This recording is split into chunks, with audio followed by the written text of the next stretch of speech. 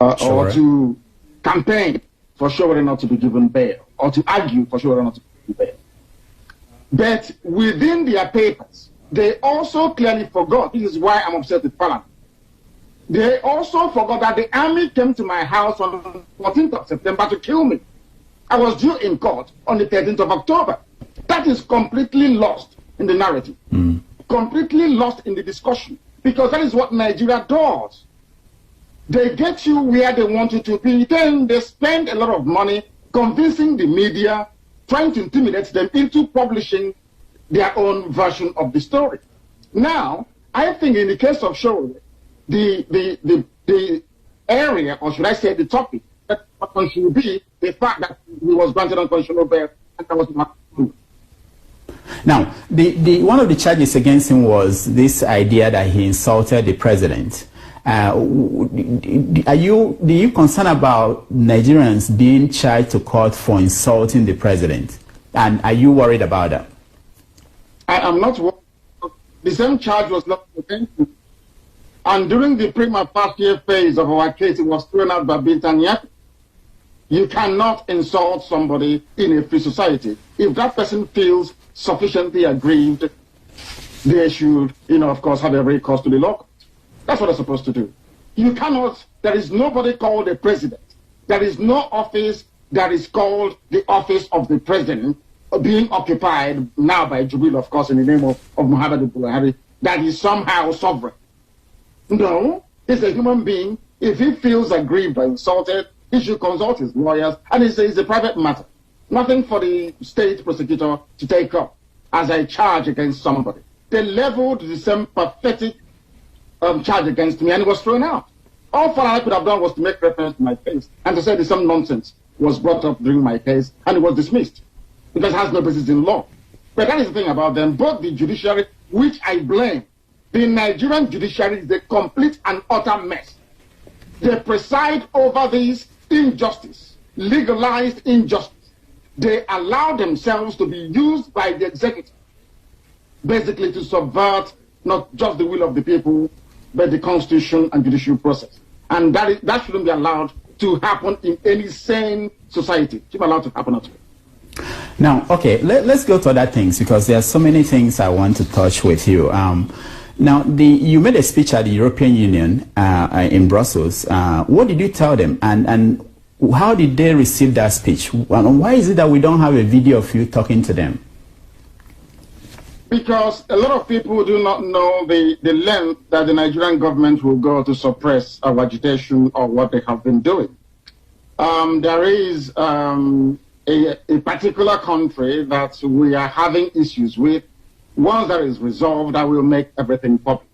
People don't understand this. That within the EU itself, the United Nations, the various agencies that you have, and all over the world, the Nigerian government is paying billions upon billions of dollars to consultants and lobbyists to ensure that our voice is not heard.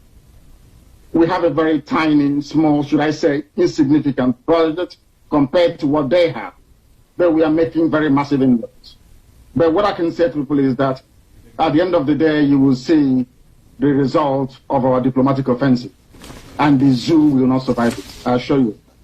Okay, in Nigeria today, the battle for 2023 is on.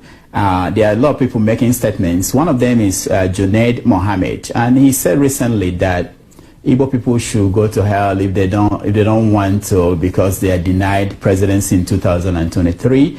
That if they want to secede, they should secede. What is your take on this talk about 2023 and Igbo people and the presidency? It's the same talk we've been hearing about since childhood, about reconstruction, rehabilitation, and heaven knows what the R is all about. It's the same thing about the youths of today are the leaders of tomorrow. The same garbage, the same nonsense that never comes to fruition. Anybody thinking that the Fulani cabal will relinquish power to the south come 2023 is not only deluded, but may have the need to see a psychiatric, doctor, because they're not well mentally. They will never do it. They have nothing, absolutely nothing. They have nothing. They contribute nothing to the economy. Absolute zilch, nothing to the economy. What did they contribute? I keep asking them all the time. When was the last time you heard about a Fulani writer? When was the last time you heard about a Fulani poet? Is it because of the almost the how do I put it, the monopoly being run by Dangote? What do they contribute to the economy? It's absolutely zero. They're contributing nothing. So they're holding on to power for their lives because they understand that to relinquish. I mean, of course, they had a bit of it under Jonathan after Obasanjo and the brief tenure of Yar'Adua. Jonathan came in. They were almost dying on a daily basis. They wanted it back by all means. Thinking that power is coming to the South and wasting their time. I would not allow myself to be drawn into this very debate because it is very childish. That means that our people have learned nothing. Anybody campaigning, anybody pushing for the presidency to be returned to the South is deluded, quite frankly. I wouldn't even dignify them with any measure of contribution beyond what I've said right now. Do you think the same thing about this Hanese group that came out and said that people should forget about your movement and your group and Biafra and fight for Igbo presidency, that's what's important? I think I've lost you. I don't know if you can hear me. Can you hear me? Okay, I can hear you. So you didn't hear my question. I can hear you. I'm saying... I heard the question. It's about anybody can afford to raise, a few friends can gather in a palm wine bar somewhere and raise 4,500 to 4,600 and pay the nearest journalist to publish their press statement. That doesn't make it credible, valid. It is absolute nonsense. Nobody in their right mind, I repeat, nobody in their right mind will even contemplate the possibility of... Okay, I think we are having technical difficulties. His line is frozen.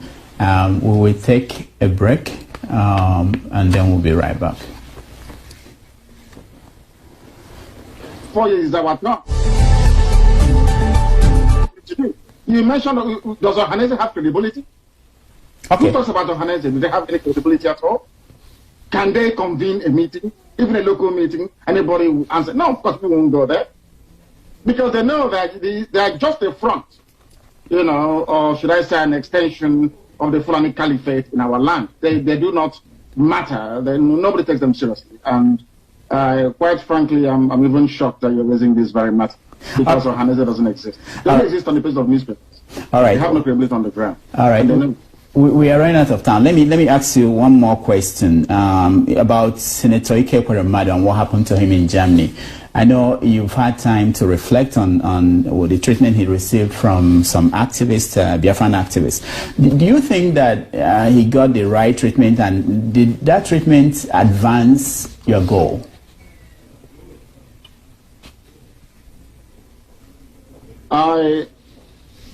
It is a family matter. I've said it before, time and time again. It is a family, it's an entirely family matter. It's not for public ventilation.